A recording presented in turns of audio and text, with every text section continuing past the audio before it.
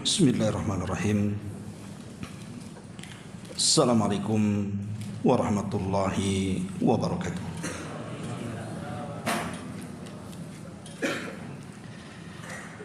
Alhamdulillah wassalatu wassalamu ala Rasulillah wa ala alihi wa sahbihi wa mawalah wa la hawla wa la quwata illa billahi wa ba'du.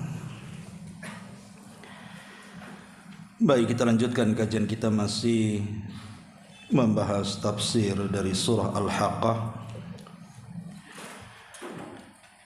Dan kemarin kita sudah membahas ayat 4 sampai 8, di mana di sini ada dua kisah yang disebutkan di dalam Al-Quran. Pertama, kaum Ad, dan sudah dikisahkan pada pertemuan minggu yang lalu, dan malam ini kita akan mengkisahkan tentang kaum Tsamud. Baik, kita ulas kembali ayatnya. A'udzubillahi minasyaitonirrajim. Bismillahirrahmanirrahim. Kadzabat Tsamudun wa 'adun bil qariyah. Fa amma Tsamudu fa uhliku bit-taghiyah wa amma 'adun fa uhliku birihin sarsarin 'atiyah sakharaha 'alaihim sab'a layalin wa thamaniyata ayyamin khusuma fataral qauma fiha sar'a ka'annahum a'jazu nakhlin khawiyah fahal tara lahum min baqiyah. Telah mendustakan kaum Tsamud dan juga kaum Ad akan datangnya hari kiamat yang menggetarkan hati. Adapun kaum Tsamud, mereka telah dibinasakan Allah dengan suara yang sangat dahsyat. Sedangkan kaum Ad dibinasakan dengan angin topan yang sangat dingin. Dia menimpakan angin itu kepada mereka selama 7 malam 8 hari terus menerus. Maka kamu melihat kaum Ad pada waktu itu mati bergelimpangan seperti batang-batang kurma yang telah lapuk bagian dalamnya. Adakah kamu melihat seorang pun yang masih tersisa di antara mereka setelah turunnya azab itu? Ma'asyiral muslimin wal muslimat rahimani wa rahimakumullah. Kita tahu bahwa setelah Nabi Allah Hud alaihi salam membawa orang-orang yang beriman untuk menghindari azab Allah subhanahu wa ta'ala, dan ketika turun azab itu betul-betul Allah binasakan seluruh kaum Ad, kaum yang sangat sombong dan congkak itu. Maka Nabi Allah Hud alaihi salam mulai membina orang-orang yang beriman, sehingga generasi pertama mereka menjadi umat terbaik di alam semesta ini, mengikuti ajaran Nabi Allah Hud alaihi salatu wassalam. Tapi setelah kemudian Hud meninggal dunia, kemudian generasi demi generasi lewat, dan jauhnya generasi dari generasi terbaik, maka mulailah iblis datang kepada mereka untuk menyesatkan kembali. Akhirnya setelah jauh dari generasi Nabi Allah Hud alaihi salam, mulailah manusia kembali menyekutukan Allah subhanahu wa ta'ala. Lah ada satu kabilah dari keturunan Nabi Allah Nuh alaihi salatu wassalam setelah Nabi Allah Hud alaihi salam. Kabilah itu sangat besar. Memang tidak disebutkan dalam Al-Quran berapa jumlahnya, tapi ada isyarat bahwa kaum ini sangat banyak dan besar sekali. Quran menyebutnya dengan Tsamud, kabilah Tsamud.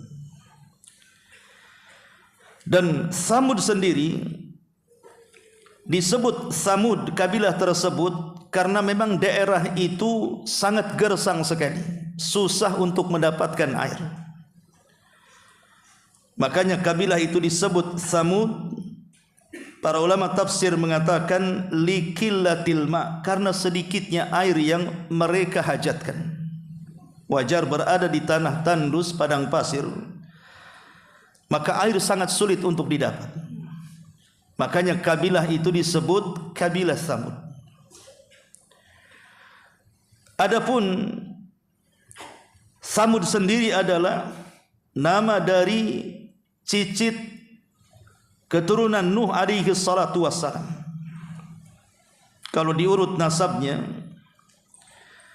maka dia adalah Samud ibn Abir ibni Iram ibni Sam ibni Nuh.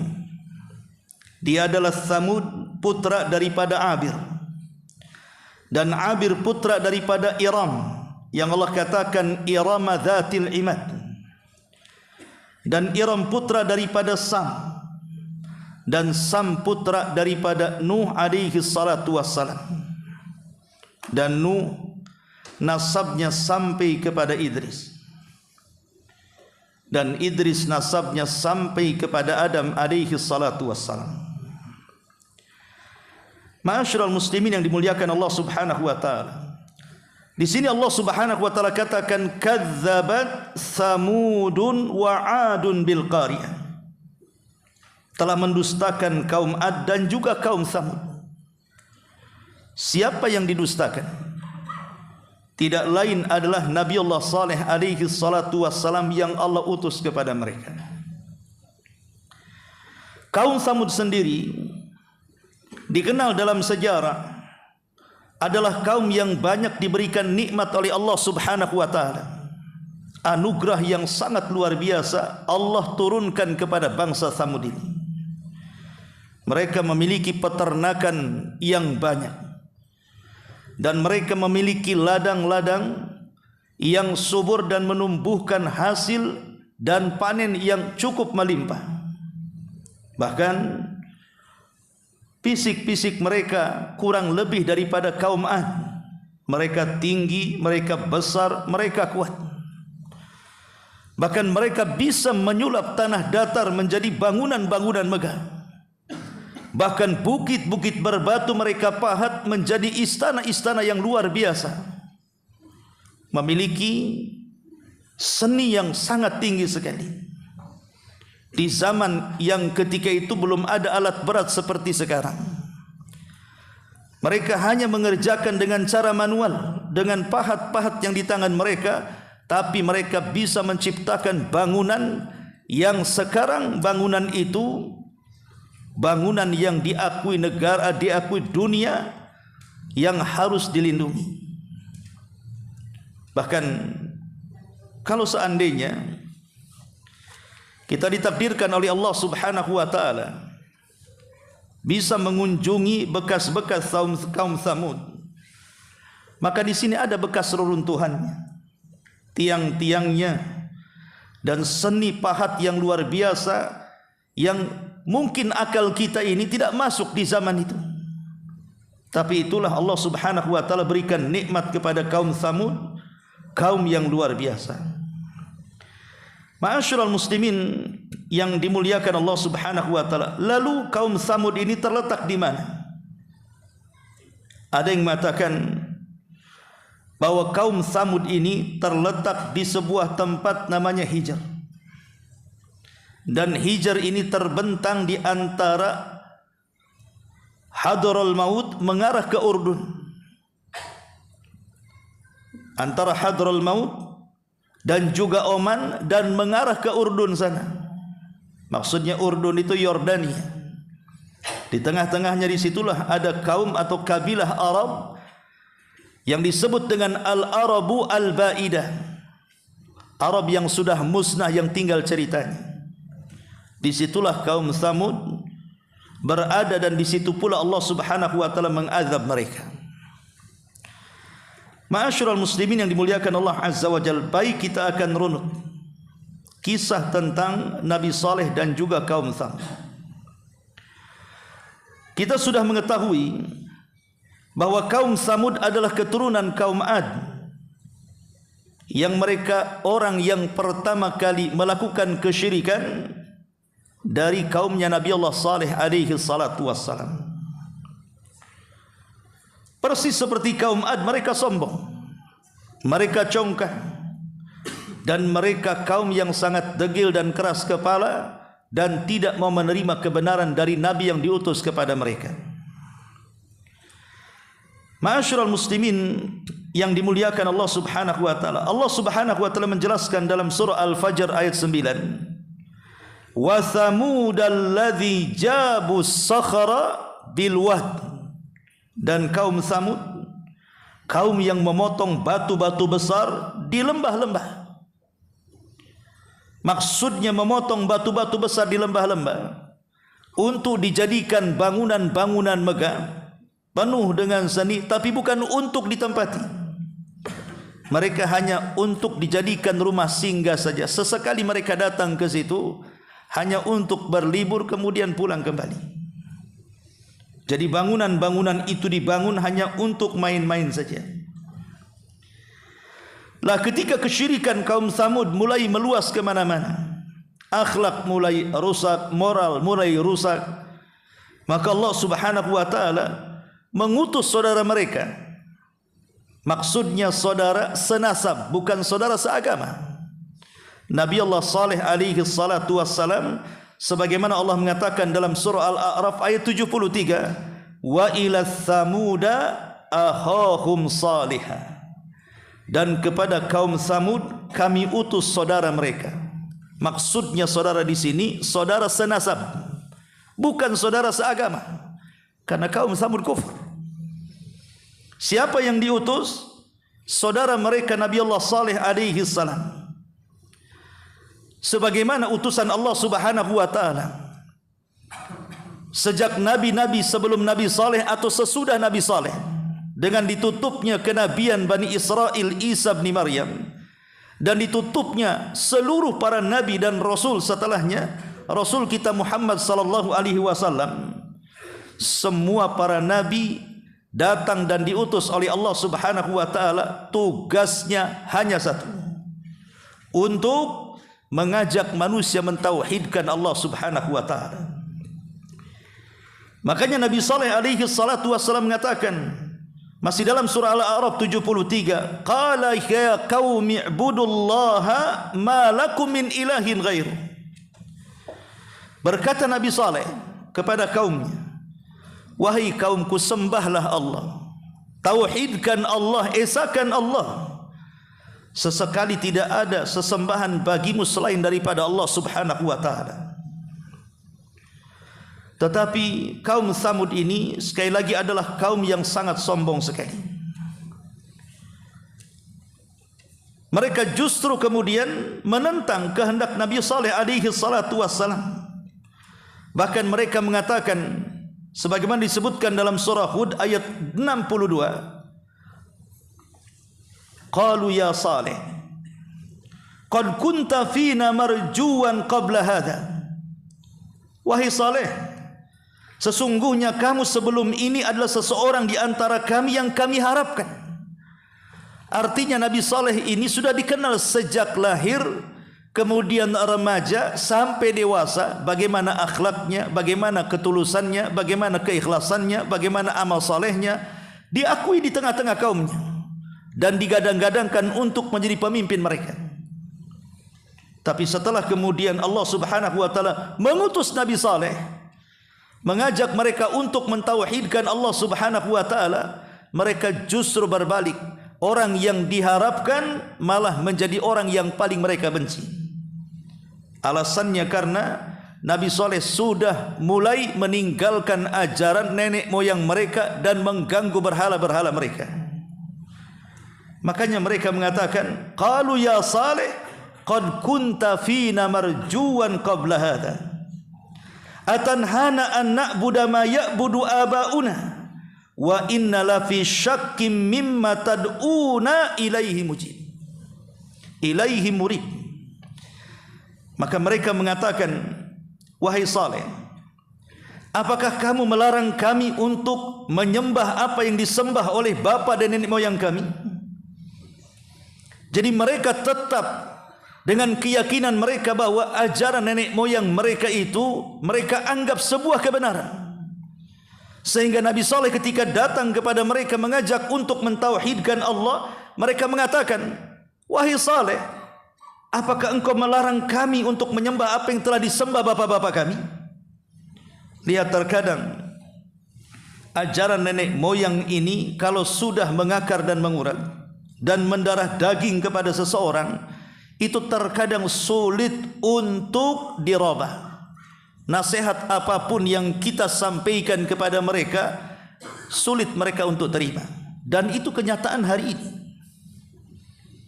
Kalau kita berdakwah ke desa-desa, ke tempat-tempat yang tidak dijamah dengan dakwah, mereka masih berpegang dengan keyakinan nenek moyang mereka. Kemudian kita jelaskan ini hak, ini batil, ini syirik, ini tauhid, maka mereka akan mengatakan justru kita yang datang hendak mengusik keyakinan mereka. Justru kita yang datang hendak memporak-porandakan jamaah mereka. Bahkan mungkin juga dianggap kita memburu-burukan sesembahan mereka. Itulah yang terjadi dengan Nabiullah Saleh dan nabi-nabi sebelum dan sesudahnya, bahkan sampai hari ini. Ma'asyiral muslimin yang dimuliakan Allah Subhanahu wa taala. Kemudian mereka mengatakan, dan sesungguhnya ya Saleh, kami betul-betul dalam keraguan yang sangat menggelisahkan kami terhadap agama yang kamu serukan kepada kami. Apa ini agama baru ini? Begitulah terkadang orang yang menyampaikan kebenaran dianggap asing, dianggap kita membawa ajaran yang tidak pernah ada di alam semesta ini. Persis seperti sabda Nabi SAW, bada al-Islam ghariba wa sayaudu ghariba kama bada fatuba lil ghuraba. Dulu awal Islam itu dianggap asing. Sampai-sampai orang-orang musyrik jahiliyah mengatakan di hadapan Nabi SAW, aja'alal alihata ilaha wahid inna hadha la syai'un ujab. Hai Muhammad, apakah engkau akan membuang Tuhan-Tuhan yang banyak ini dan menetapkan satu Tuhan saja? Ini apa ini? Ini dakwah apa ini? Maka Rasul SAW mengatakan kondisi seperti ini kelak akan terulang. Wa sayaudu ghariba kama bada. Kondisi seperti ini akan terulang. Artinya keasingan Islam saat kita dakwahkan itu akan terulang. Ketika kita menyampaikan ini syirik, ini tauhid, ini bid'ah, ini sunnah, ini sesat, ini hidayah, maka dianggapnya kita ini membawa ajaran sesat, ajaran baru, aneh. Kenapa? Karena tidak terbiasa di masyarakat itu dibacakan hadis-hadis Nabi SAW. Ketika kita bacakan ayat-ayat Al-Quran, hadis-hadis Nabi SAW, mereka menganggap aneh. Padahal mereka yang aneh, bukan kita yang aneh. Itulah yang dirasakan dakwah Nabi Saleh alaihi salatu wassalam. Lalu apa jawaban Nabi Allah Saleh alaihi salatu wassalam? Qala, maka Saleh berkata, ya qaumi ara'aitum in kuntu ala bayyinatin min rabbi wa atani minhu rahmah faman yansuruni min Allah in asaituhu fama tazidunani ghaira takhsir, kata Nabi Saleh.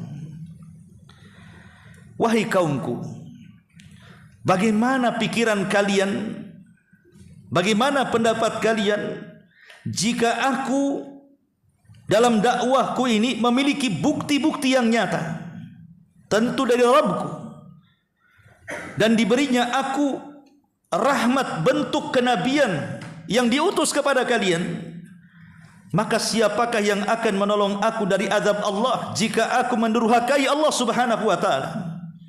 Sebab itu aku tidak menambah apapun kepadaku, sebab itu kalian tidak mungkin menambah apapun kepadaku selain daripada kerugian itu sendiri.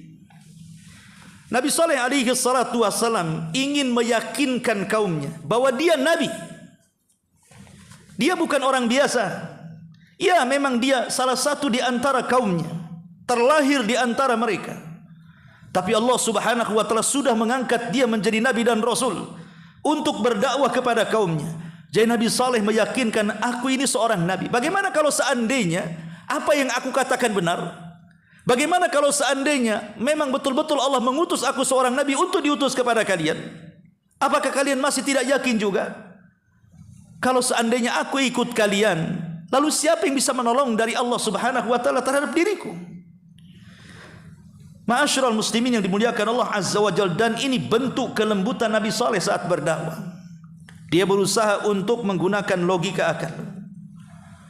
Dan harusnya seorang dai memang seperti itu. Harus memiliki rahmat kasih sayang kepada mad'unya.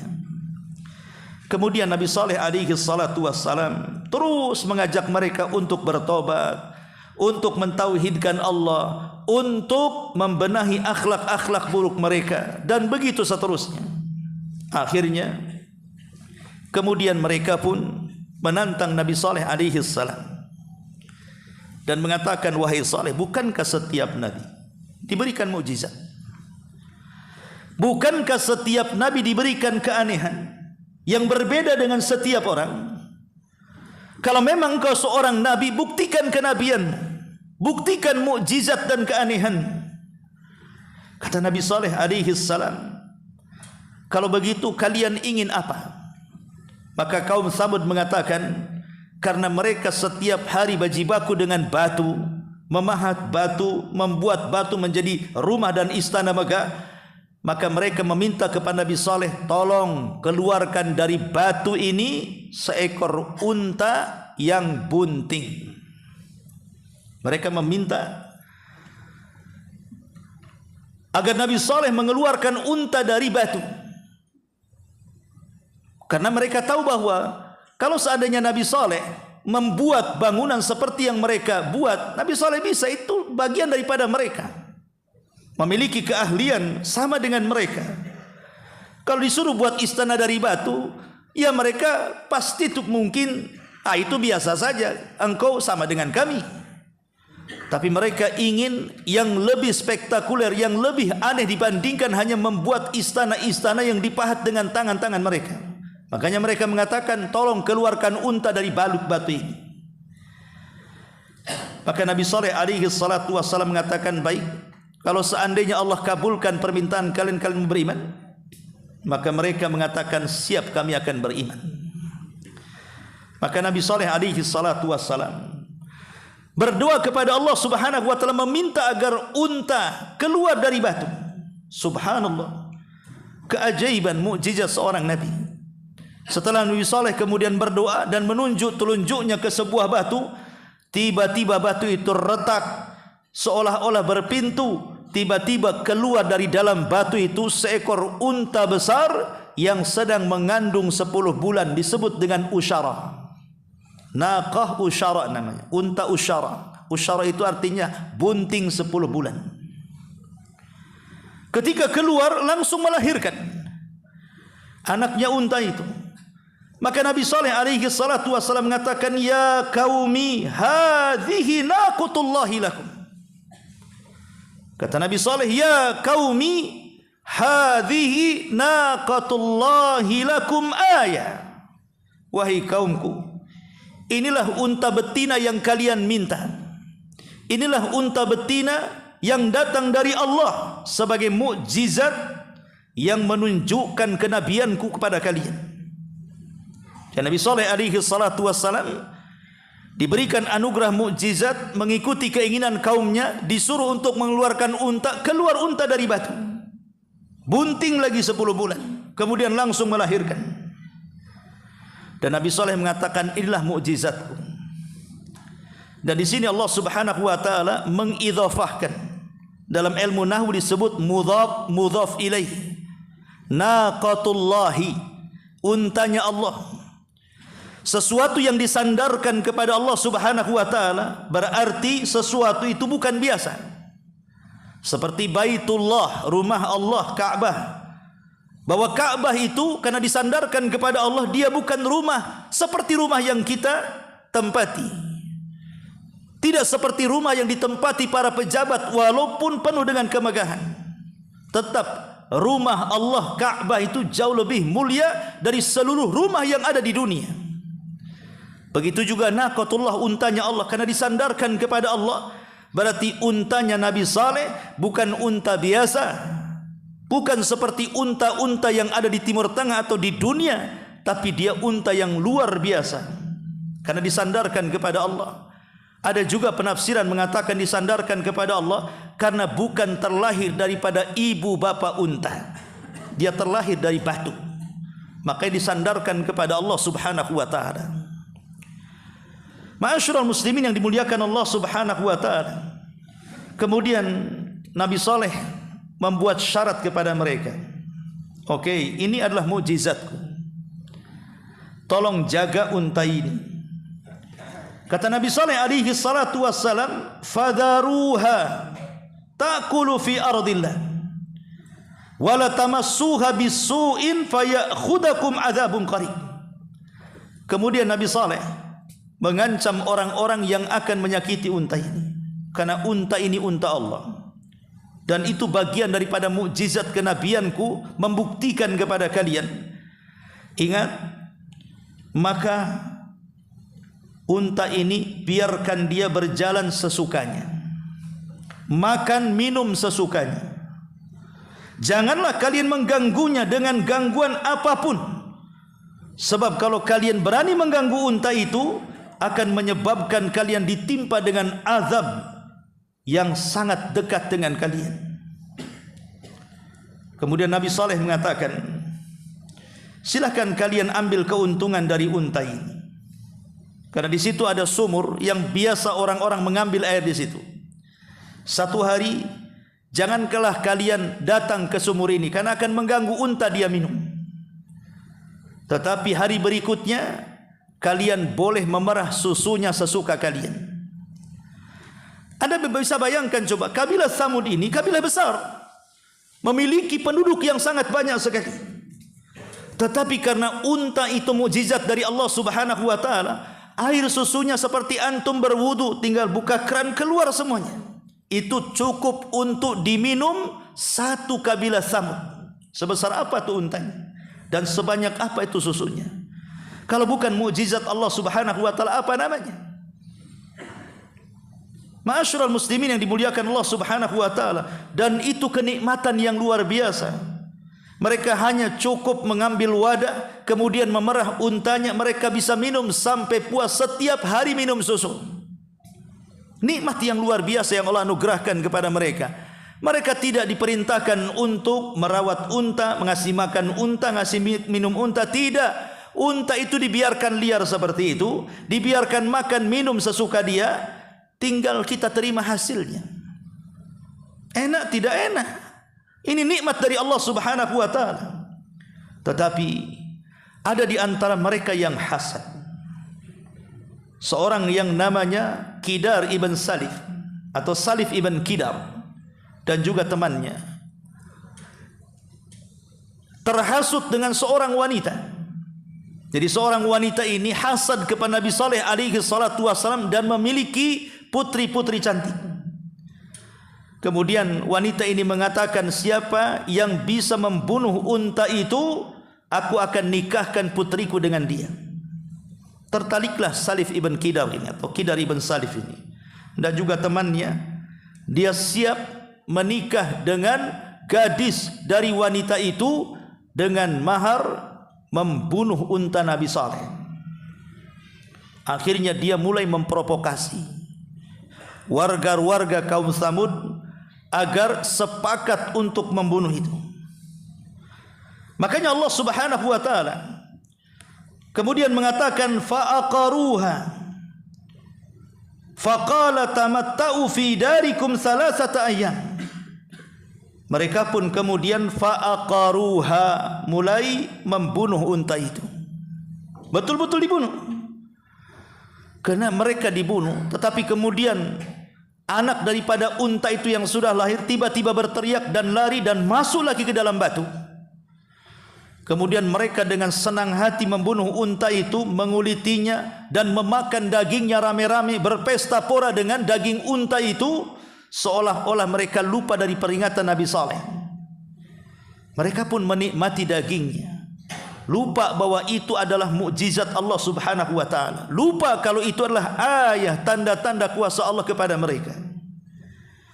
Ketika sudah puas membunuh unta ini, mulailah mereka merencanakan membunuh keluarga Nabi Saleh dan orang-orang yang beriman dengan Nabi Saleh alaihi salam.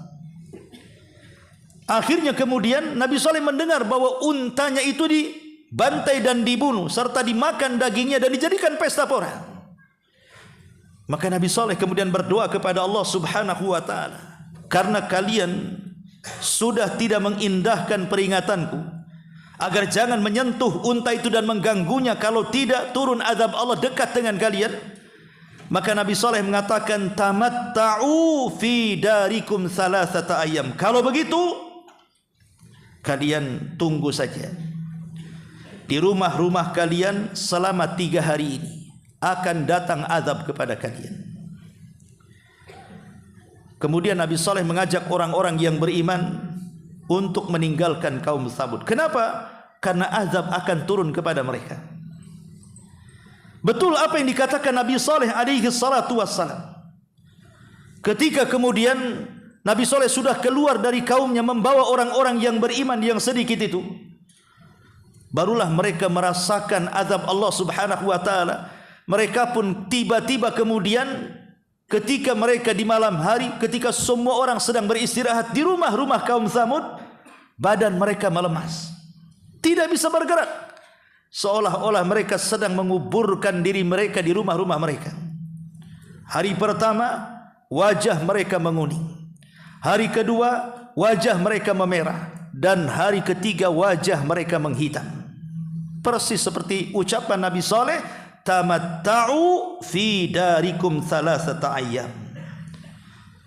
Bersukaria, bersenang-senanglah kalian di rumah kalian selama 3 hari, karena 3 hari ini akan turun azab kepada kalian. Sehingga kemudian di hari ketiga ketika muka mereka sudah menghitam, menggosong, seolah-olah terbakar, dari sini Allah Subhanahu wa taala kemudian mengirim kepada mereka suara yang mengguntur. Suara ini mengakibatkan gempa yang luar biasa, sehingga gempa ini merobohkan rumah-rumah. Sementara mereka sudah lemas, wajah mereka sudah menghitam, mereka sudah menggali kuburan mereka di rumah-rumah mereka sendiri. Maka kaum Tsamud semua tertimpa dengan bangunan rumah-rumah mereka. Adapun yang berada di luar rumah, mereka pun tidak selamat, karena Allah Subhanahu wa taala memerintahkan Jibril untuk berteriak satu teriakan saja. Apa yang terjadi? Maka teriakan itu atau suara yang mengguntur keras dari lisan Jibril itu tidak menyisakan jiwa kaum Tsamud kecuali mati. Makanya di sini Allah mengatakan, fa ammas Tsamud fa uhliku bitaghiyah. Adapun kaum Tsamud, mereka telah dibinasakan dengan suara yang mengguntur dan keras. Makanya Allah akhiri, fahal tara lahum min baqiyah. Adakah kamu lihat seorang yang masih tersisa di antara kaum Tsamud itu? Karena di zaman itu kalau turun azab Allah Subhanahu wa taala, maka akan mengadab seluruhnya dan tidak akan disisakan Allah Subhanahu wa taala kecuali orang-orang yang beriman. Dari sini kita tahu bahwa sebab azab itu karena 3 perkara. Pertama, karena kekufuran dan pendustaan mereka terhadap ajaran Nabi Allah Saleh alaihi salatu wassalam yang membawa risalah Allah. Yang kedua, karena mereka berani menyembelih unta Nabi Saleh. Dan yang ketiga, karena mereka terus-menerus membuat kerusakan dan tidak sadar. Itulah penyebabnya kenapa Allah Subhanahu wa taala mengazab kaum Tsamud ini. Ma'asyiral muslimin yang dimuliakan Allah Subhanahu wa taala, di dalam sebuah riwayat dikatakan oleh Nabi sallallahu alaihi wasallam tentang kaum Tsamud ini. Jadi kaum Tsamud juga disebutkan dalam hadis Nabi sallallahu alaihi wasallam Nabi SAW pernah satu hari lewat di perkampungan Tsamud. Kebetulan di kampung itu ada sebuah sumur, dan para sahabat Nabi SAW sudah mengambil air daripada sumur itu. Tiba-tiba Nabi SAW mengatakan kepada para sahabatnya, tumpahkan kembali airnya, dan bergegaslah kalian untuk keluar dari negeri ini, karena negeri ini adalah negeri yang diazab oleh Allah Subhanahu wa taala. Al-Imam Ahmad menyebutkan dari jalur Abdullah ibn Umar dari Nafi', nazala Rasulullah sallallahu alaihi wasallam bin nasi ama Tabuk al-hijrah inda buyuti Tsamud. Rasulullah sallallahu alaihi wasallam tiba pada tahun terjadinya perang Tabuk di sebuah daerah namanya Hijr, dan Hijr ini adalah tempat tinggalnya kaum Tsamud yang masih ada sampai hari ini, kaumnya Nabi Saleh alaihi salatu wassalam. Fastaqan nasu minal abari lati kanat tashrabu minha Tsamud. Maka kaum muslimin ataupun para sahabat ketika itu mengambil air minum dari sumur-sumur yang masih ditinggalkan, yang pernah diminum oleh kaum Tsamud. Kemudian fa'ajanu wa nasabu al-qudura billah. Lalu mereka pun para sahabat membuat adonan makanan dan meletakkan daging di panci. Fa'amarahum Rasulullah sallallahu alaihi wasallam. Maka Nabi sallallahu alaihi wasallam kemudian memerintahkan mereka untuk menumpahkan makanan yang sudah siap santap itu. Fa'ahraqul qudura, maka semua para sahabat menumpahkan makanan yang sudah diadon itu. Wa 'alaful ajin al-ibila thumma irtahala bihim hatta nazala bihim 'alal bi'ri allati kanat tashrabu minha naqah. Kemudian kata Nabi SAW setelah memerintahkan untuk menumpahkan isi panci dan memberikan adonan makanan tersebut untuk makanan unta, maka Nabi SAW bersama para sahabat pergi ke tempat di dekat sumur, di mana sumur itu tempat minum unta Nabi Saleh alaihi salam. Kemudian kata Nabi SAW dalam riwayat Abdullah, wa nahahum an yadkhulu 'alal qaumil ladzi udzibu. Maka Nabi SAW melarang para sahabat untuk masuk di tempat kaum yang pernah diazab, serta mengatakan di hadapan para sahabat, inni akhsha an yusibakum misla ma asabahum fala tadkhulu alaihim. Kata Nabi SAW, aku takut kalian ditimpa musibah yang pernah menimpa mereka kaum Tsamud, maka kalian jangan pernah masuk ke tempat itu. Dari sini kita tahu bahwa Nabi SAW melarang kita mengunjungi tempat-tempat yang pernah diazab. Makanya dalam riwayat Rasul mengatakan, la tadkhulu ala haula'il mu'adzabin. Janganlah kalian masuk ke tempat-tempat orang yang pernah diazab, illa kecuali antakunu bakina, fa illam takunu bakina fala tadkhulu alaihim wala yusibakum ma asabahum. Alla yusibakum ma asabahum. Kecuali kata Nabi SAW, kalau kalian bisa menangis. Tapi kalau kalian tidak bisa menangis, maka jangan sekali-kali kalian masuk ke tempat yang diazab. Dikhawatirkan kalian akan mendapatkan musibah seperti musibah yang pernah Allah timpakan kepada mereka. Makanya kita lihat bahwa Nabi SAW mengajarkan dalam manasik haji, ketika melewati sebuah lembah Muhassir, disitulah Abraha diazab oleh Allah Subhanahu wa ta'ala dengan pasukan gajahnya. Maka Nabi SAW kalau melintasi dalam manasik haji itu ke arah Ma'syaril Haram di Muzdalifah, maka Rasul biasanya bergegas karena tahu tempat itu adalah tempat diazab oleh Allah Azza wa Jalla. Begitu juga dalam syariat sa'i. Kalau sa'i ini, orang sa'i dari Safa ke Marwah ini, Di situ ada lampu berwarna hijau. Apabila kita kemudian sampai di lampu berwarna hijau, kita disyariatkan untuk lari sampai ke lampu warna hijau berikutnya. Begitu juga ketika dari Marwah ke Safa, ketika melintasi lampu hijau yang sudah diberi tanda oleh kerajaan Saudi, kita disuruh lari sampai lampu hijau berikutnya, kemudian berjalan biasa. Kenapa disuruh lari di sini? Konon katanya di situ tempat diadab. Ada orang-orang yang diadab oleh Allah Subhanahu wa taala.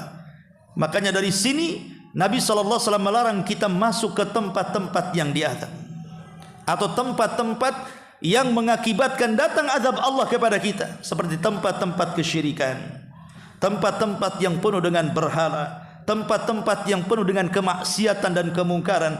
Jangan masuk ke tempat itu. Sudah Isya? Sudah. Betul kan bunyi? Baik, sampai di sini. Mudah-mudahan ada manfaat. Subhanakallah bihamdika asyhadu an la ilaha illa anta astaghfiruka wa atubu ilaik. Allahu ta'ala alam. Assalamualaikum warahmatullahi wabarakatuh.